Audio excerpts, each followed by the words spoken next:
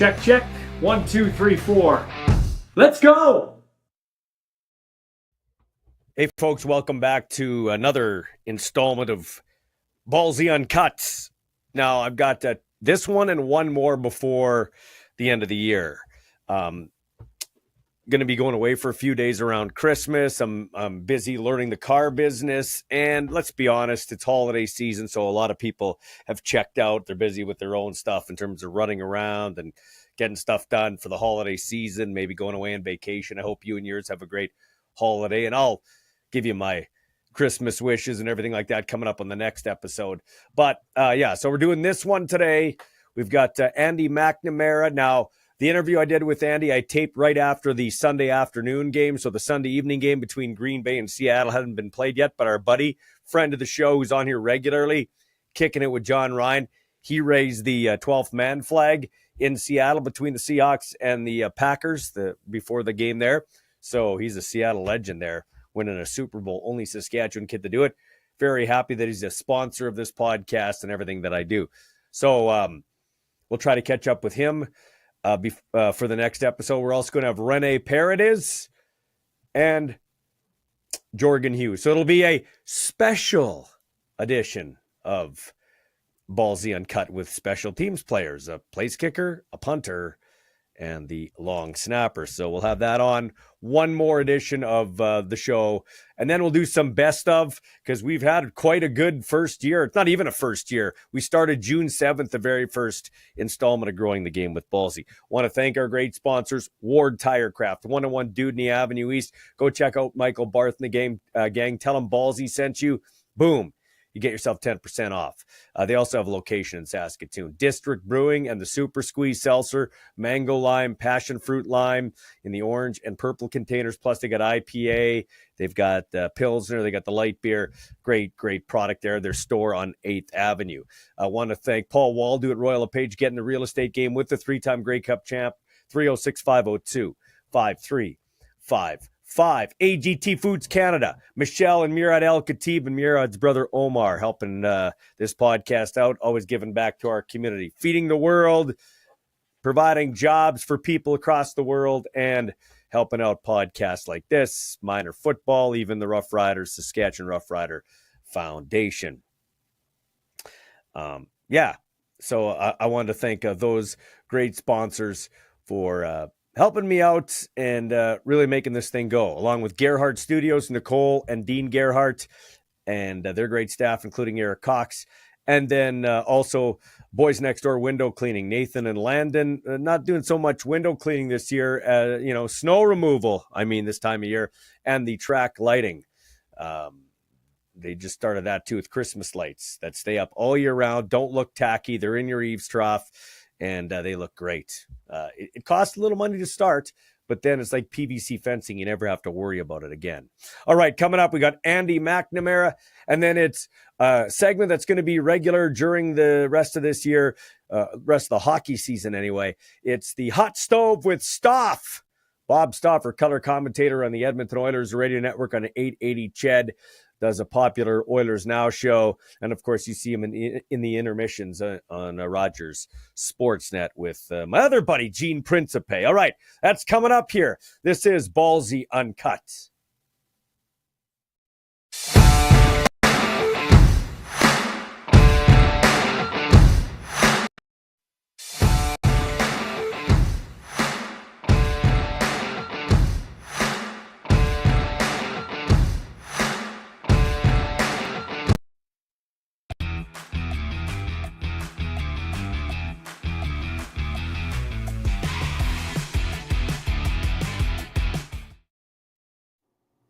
It's Bourbon and Betting. I'm in the orange of one of my sponsors, Hammer Time Roofing. Try to get that in there. And you're in the orange of the Cleveland Browns. So it's a Browns, another Browns loss. I wouldn't assume you drank during the Browns game. No. Most people think you would, Ballsy, but I just can't. I just get too mad. I get frustrated, and then I can't enjoy. I like to enjoy if I'm having a sip, right? Yeah. So I'll have one probably later tonight, maybe watching the Sunday night game. But I do have. I'm going to bring back in this one. We showed it a couple episodes ago. Christmas bourbon from our buddies at Cleveland Whiskey, my good friends there, and actually on my socials at AndyMC81 on X at Andy MC Sports on Instagram. I got a really nice Christmas bourbon cocktail. So this is like, it's a little bit like cinnamon taste to it. Smells like Christmas. I put orange juice, some maple syrup in it. So give that a watch. It's worth it. It is a nice little ease into, makes you feel festive. So we won't rub it in too much. Your Browns got crushed by Kansas City. By the way, as we talk, it's evening. We haven't had the Sunday night game yet. We're going to tee up the Monday game. Sunday nighter's kind of a throwaway game. There's 2 Monday nighters tomorrow. So Andy, Patrick Mahomes gets hurt in that game, high ankle sprain. So that'll be interesting going forward. Those high ankle sprains are never easy. No, they can stick with you, right? Those are tricky ones. It's a weird injury because you think, okay, well, what is, and it's, by my understanding, it's actually closer to kind of the knee than an actual ankle. It's a little bit of a deceiving name, but those linger. And we saw it with your guy, Justin Herbert, with the Chargers.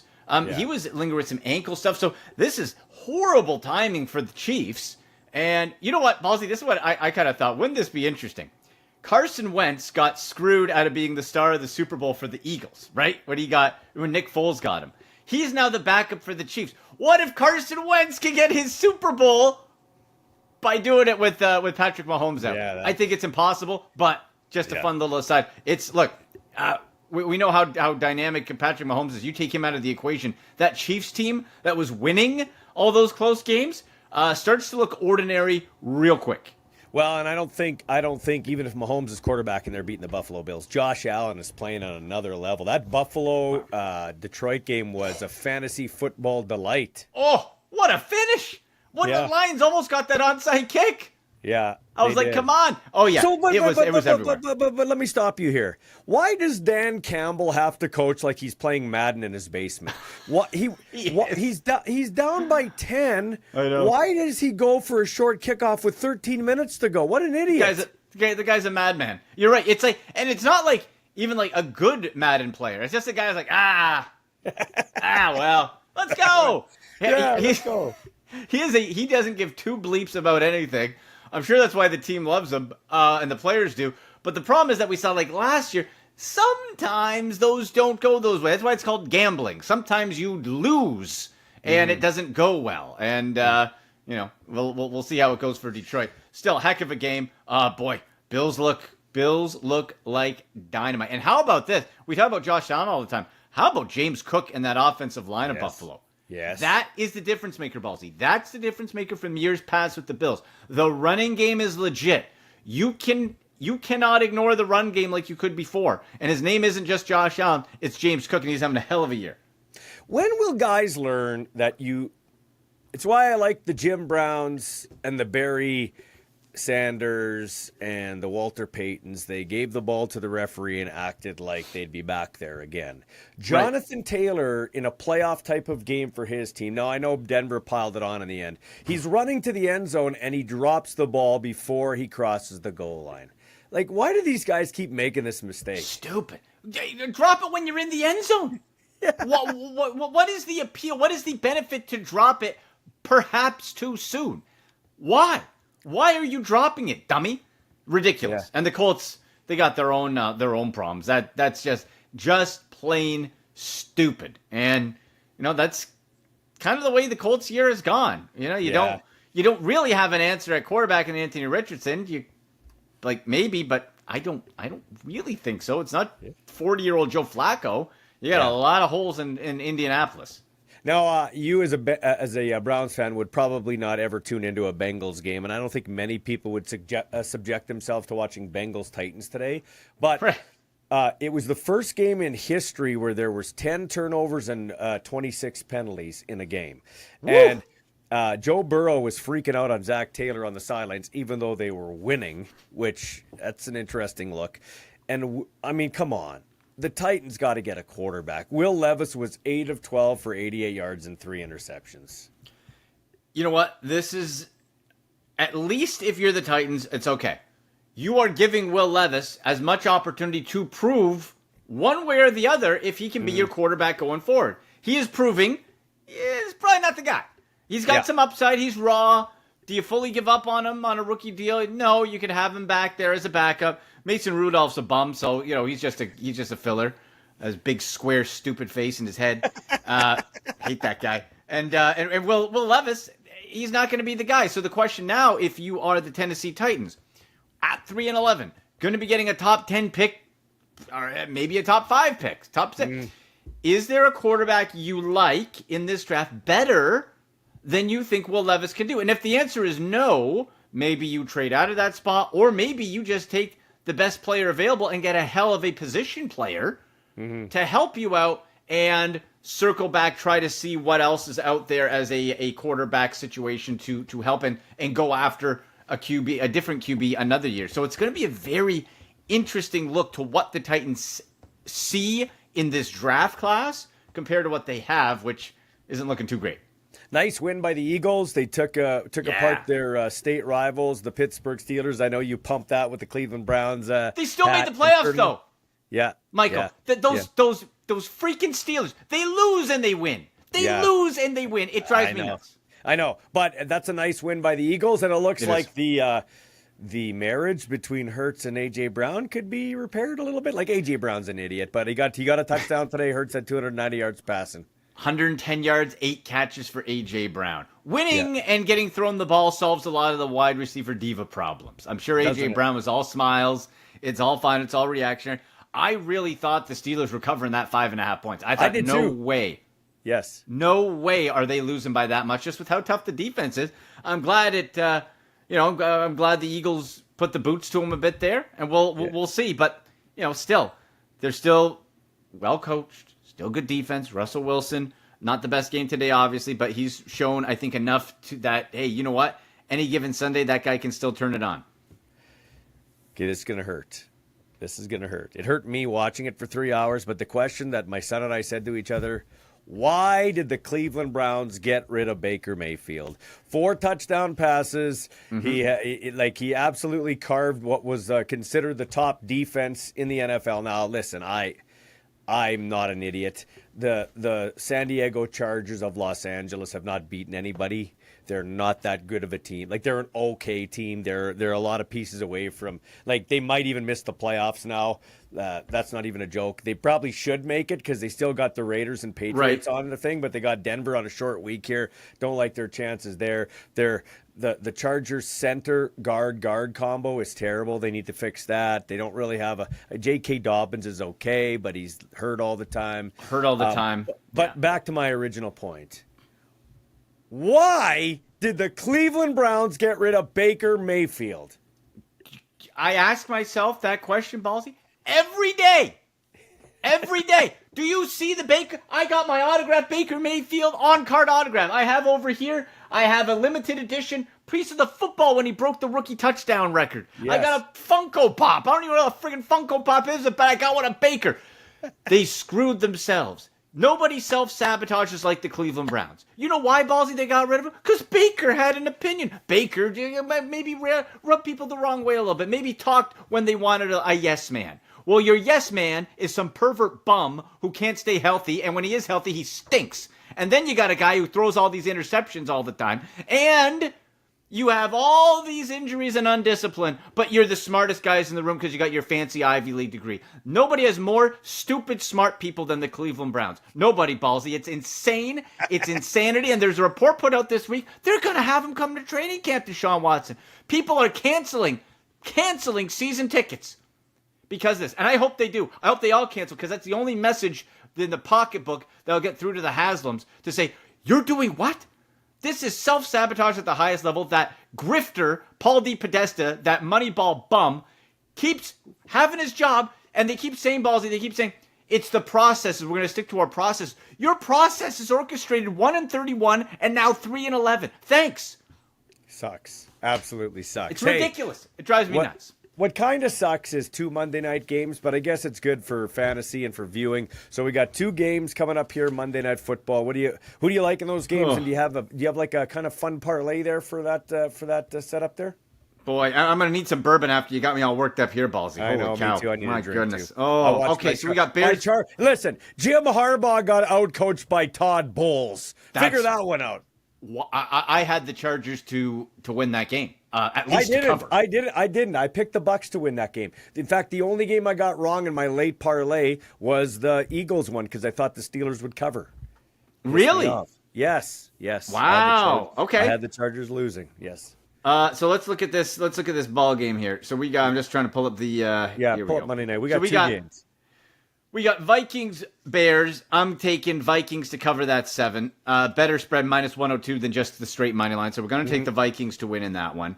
Oh, Falcons Raiders sucks. Oh, is that that's really bad. I don't have any confidence in the Falcons, but I have less confidence in the Raiders. So I'm not going to take the money line, even though it's -250, which is not great. We're still going to pick it for the Falcons. What we're going to then do is put some anytime touchdowns in there. Okay, go ahead. We got to beef this guy up a little bit. This kick, it's looking pretty lean. All right, so we're going to go Justin Jefferson -105. Never a bad idea. No, we're going to do that. And then, these games to bet on, Ballsy. Like, do you want to take anything with this Raiders Falcons game? Who's the Raiders quarterback? Because McConnell's hurt and the other guy's hurt. Desmond Ridder. Okay. Who was formerly a second-round pick with the Falcons. Who I actually liked him coming out.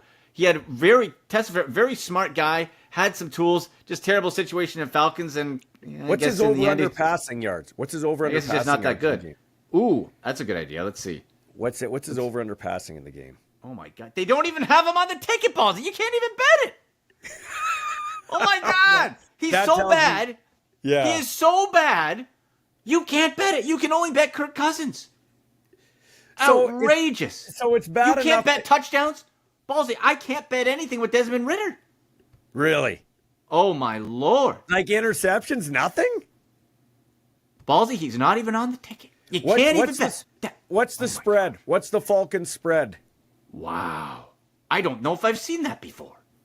That's uncanny. 5.5, which I don't trust Kirk Cousins. Raiders could get some, picks or something. Cousins is a mess. You know what? You know what, Andy? You know what? Oh my gosh. You know what? It's bad enough they have you're gonna have 2 Monday night games that aren't staggered, which pisses me off. But then they're too bad. Then they're 2 bad Monday night games. It's true. You know what? So we're gonna keep it simple on betting and bourbon. We're gonna make it a 3-legger. No need to take unnecessary risks. So we're gonna do Vikings to cover the 7. Justin Jefferson anytime touchdown. Falcons the money line. We're putting $10 on it. You win $32.93. We're not getting rich on it, but you triple your money. You're feeling good. You're halfway. You're a smidgen closer to buying another bottle of Christmas bourbon. That's true. You know what? You take that winnings, hopefully, and then we put it into next week, right? You build your bankroll a little bit. It's called bourbon and betting investing, the surefire way, right? That's surefire. That's a can't miss one right there. Ballsy, you don't have to hit home runs all the time. Sometimes it's okay to hit a single, right?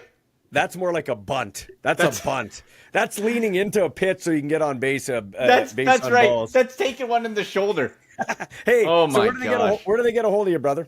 Boy, you get me on YouTube, The Sick Podcast with Andy McNamara. Subscribe, notifications on, as well on X, at SickPodBrowns, at AndyMC81. Fantasy football playoff questions, betting questions.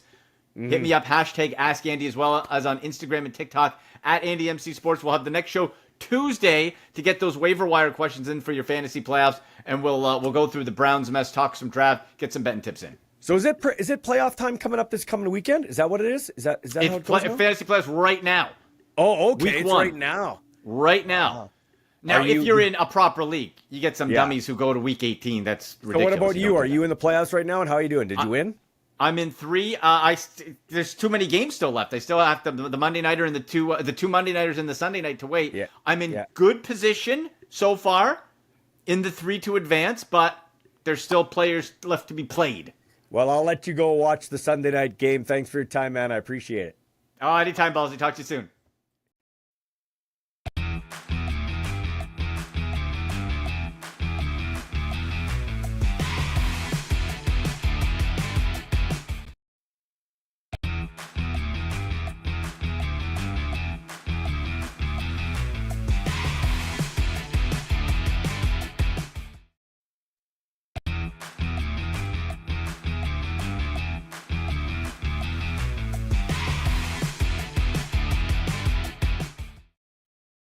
All right, the Hot Stove with Bob Stauffer, great color commentator in the Oilers radio network. You know him from Sportsnet. How are you, my friend?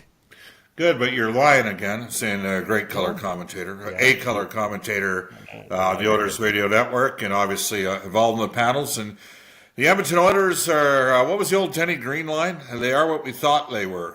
You know, it's funny, and on July 1st, Ballsy, everybody was proclaiming Edmonton, you know, to be the consensus Stanley Cup champ. I think Nashville was right up there too.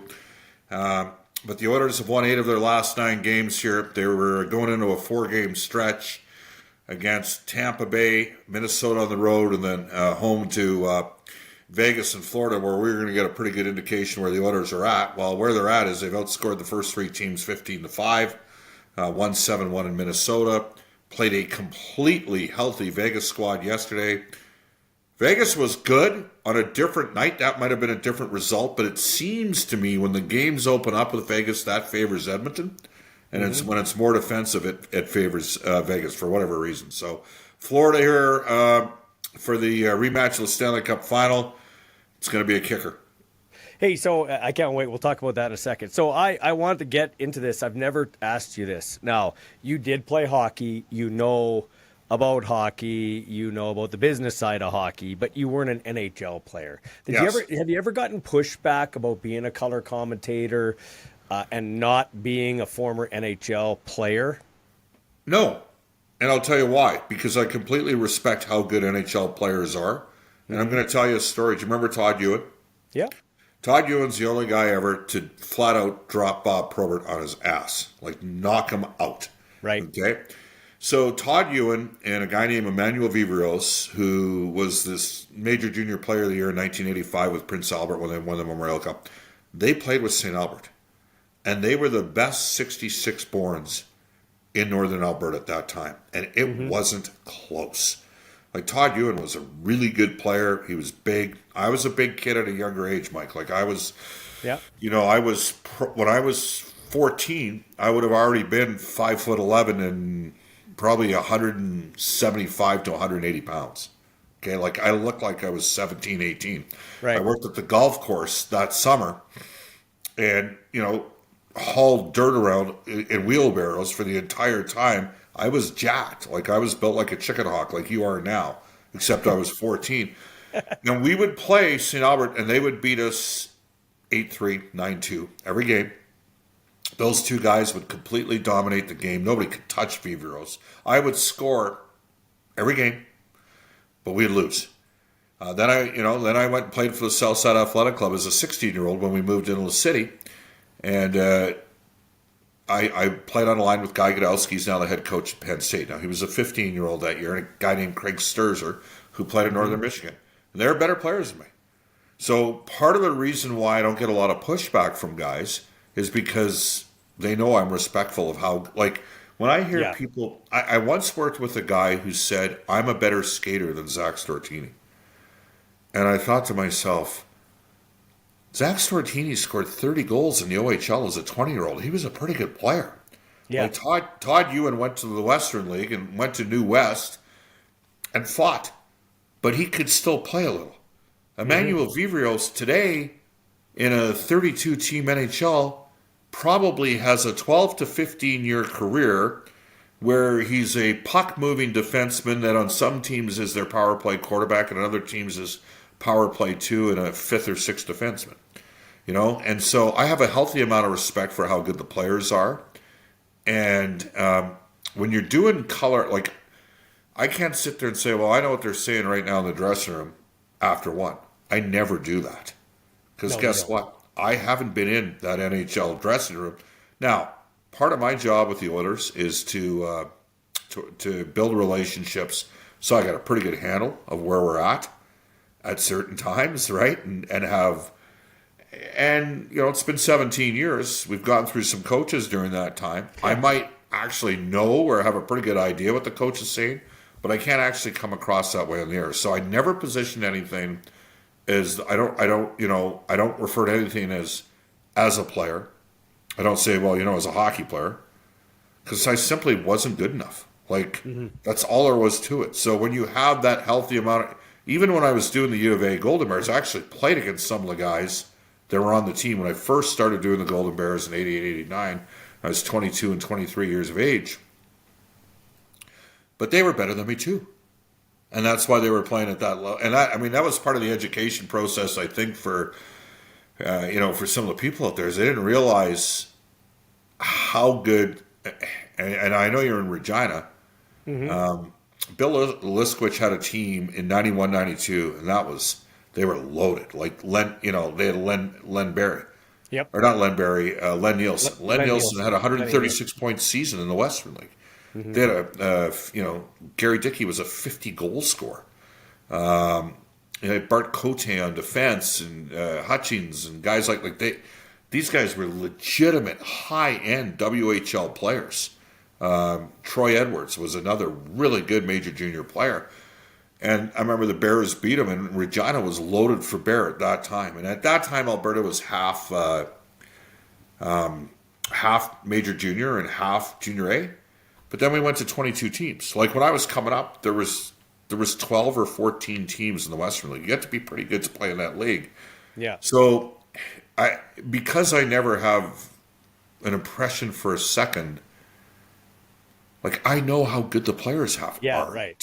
Right? And when you know that, you're not dismissive of it in any way, shape, or form. So I don't come across as having a degree of arrogance, and our players know that. Like I've never lied to them about it. I've said I simply wasn't mature and good enough at 16, 17 to play in the Western League.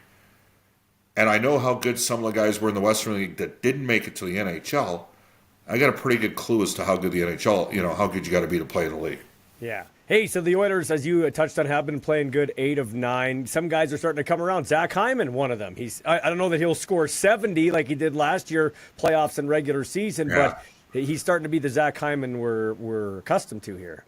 5 goals in 5 games since we're coming back. I mean, the Oilers have scored 25 goals in the last 5 games.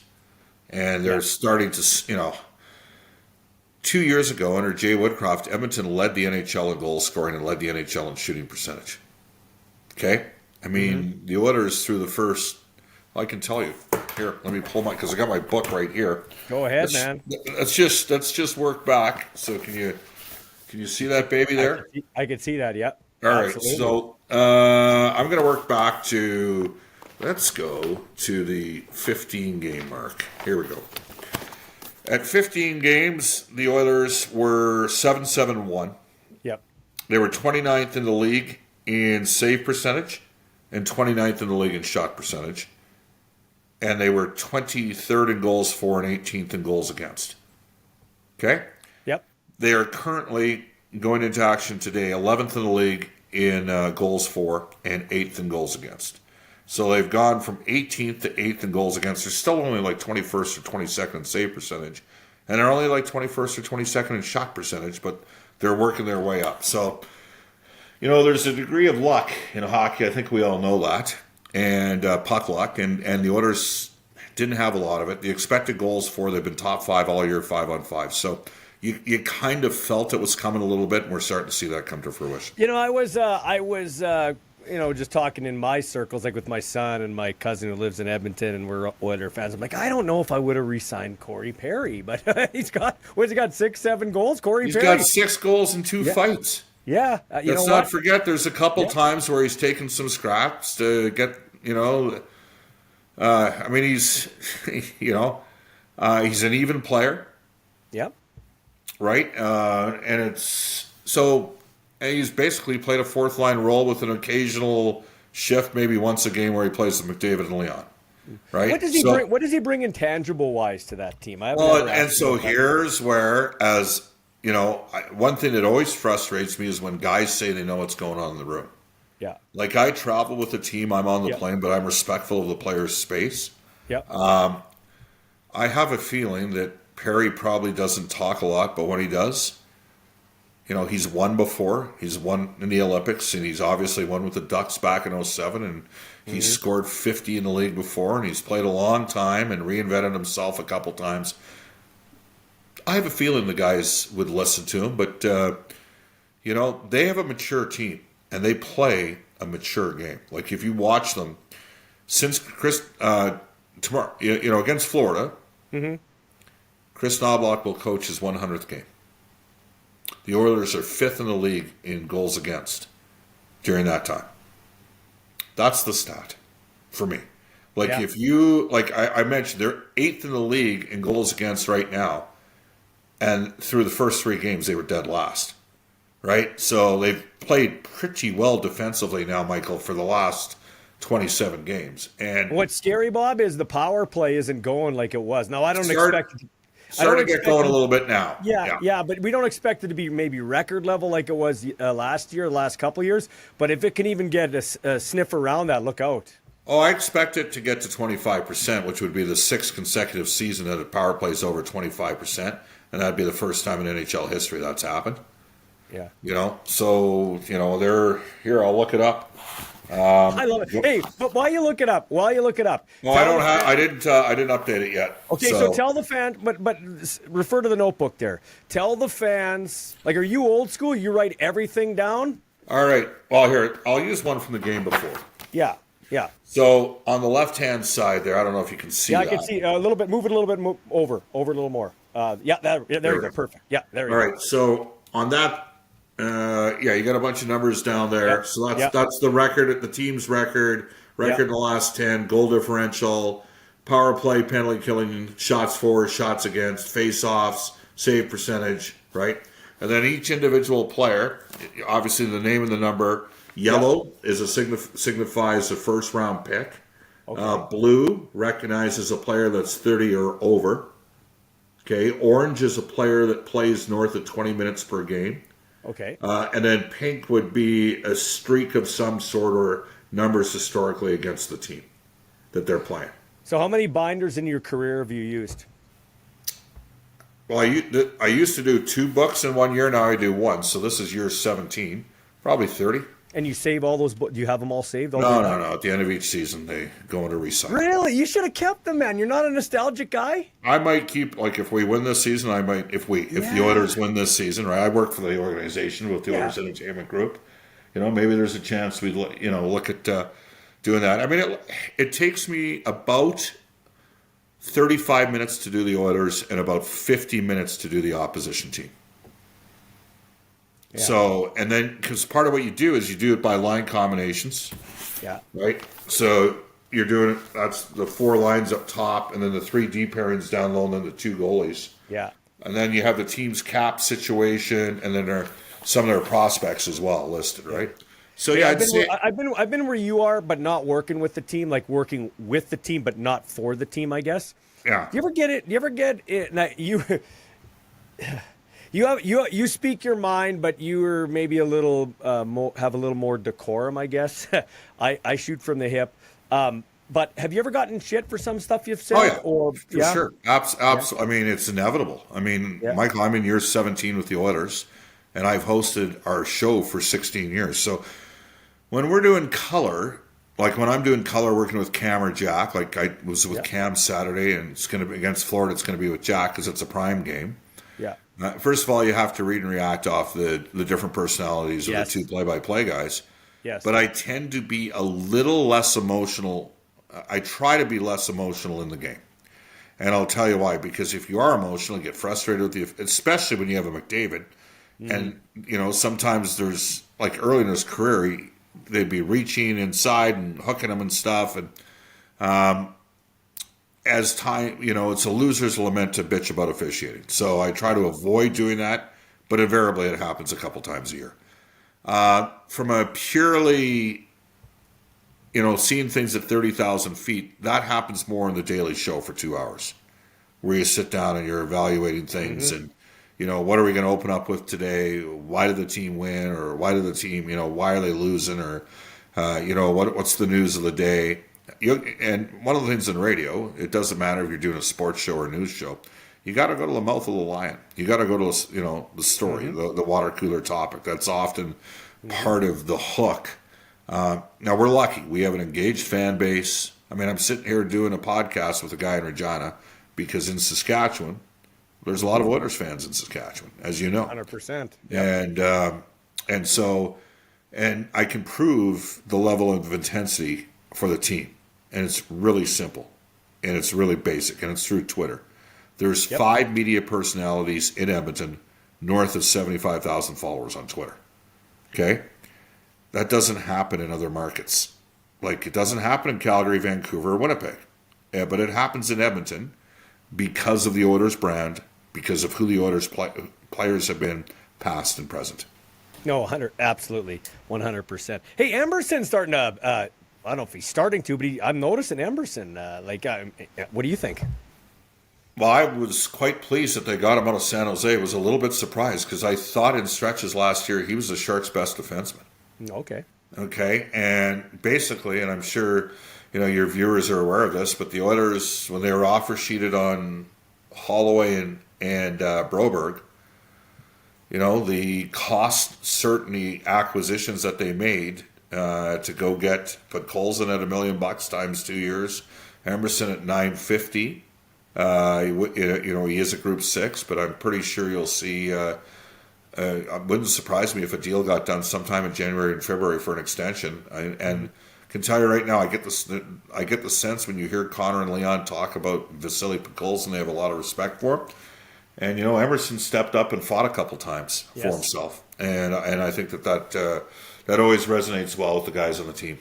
Are they going to, I read all the stuff I can about the NHL, in particular the Oilers. People quote your show, speculating. I know you've talked about getting another defenseman. Fowler's a guy that's a name been kicked around, but he went to St. Louis. What do you think in terms of the Oilers? Well, I mean, Edmonton probably can't act now because they're not sure where they're at with Evander Kane. Yeah. Now, we had Evander on Oilers now on Friday, and he's told us that he hadn't started skating yet. So that, to me, is a sign he's probably not ready before the middle of February because we're in the middle of December now. Yeah. It's probably going to be much later than that. But the Oilers, they're trying to accrue space between now and the trade deadline, which I think is March the 10th. And I would expect Edmonton adds a defenseman at some point. And again, it doesn't have to be a right shot, but it probably needs to be a guy that can play both the left or right side. And it doesn't have to be a shutdown guy. And in a perfect world, there might be a little bit of term left on it. Awesome. Okay, man, well, I'm going to let you go. Actually, one more. Leon Draisaitl, you've seen him play great. He's been, he's been the guy. He's been the guy 1 year in this league. He's back at that level again, it feels like. Yeah, 7.1, and it's crazy because Podkolzin's playing one wing, and he's got 3 goals. And Kapanen's playing the other wing over the last 10 games, and he's got 2. It's not like he's, right? But Leon will tell it, I've asked Leon about it. I mean, he's got a lot of respect for Podkolzin's willingness to go engage in board battles and go get him the puck. Kapanen's, a lot of consternation in oil country, Michael, when the Oilers lost Raphael Lavoie on waivers to Vegas. Vegas sent him down, and Raph's gone through a tough year down in the minors. The Oilers upgraded on that spot by getting Kapanen. I mean, Kapanen's a legitimate NHL player. He's played 500 games in the league now, so Leon would defer to his teammates, but for me, a lot of it's driven by Leon. I mean, he's just had an awesome start to the season. And lastly, you said you keep your distance on a plane, like with the guys when you're on the plane. I did that with the riders, same thing. But I'm just intrigued. You've been with these young guys on the ride, like Leon and Connor. Just talk about, through your eyes, their maturation, like how they carry themselves. I never doubted it for a second. I can remember being 2015 in Penticton, and it was Darnell, Connor, and Leon, and I remember thinking to myself, these are going to be the guys. Yeah. Right? I mean, you don't have to be a genius to say that about Connor. Corey Clouston had Leon in Prince Albert in 2013-14. They played the Oil Kings that year in the playoffs. The Oil Kings went on and won the WHL title, last the WHL team to win the Memorial Cup. Leon was fantastic. I remember Corey telling me, Bob, Leon's going to be way better than people think. And Darnell Nurse has played some of his best hockey of his career in the last 3 weeks. He's lost 16 over the last 17 games, so he's playing. I guess that's the last month and a half. So, I'm not surprised. I'm only I got to tell you, it's too bad they lost out on Broberg and Holloway. I like having drafted and developed players. I think Stan Bowman made the best out of a difficult situation with who he got. I know Stan's going to grind. I know the team's placed greater resources into things like development and analytics, and I think that's going to help them long term. And I don't think the ride's over yet, Michael. I think we're going to watch an Edmonton Oilers team that's going to be pretty good here for multiple years. Awesome. Hey, Merry Christmas. Nice talking to you. Merry Christmas. If you're stuck and can't get somebody better out of Edmonton, you shoot me a call, okay? Shut up, man. See ya, bud. Bye. All right, see you later. Bye-bye. Bye.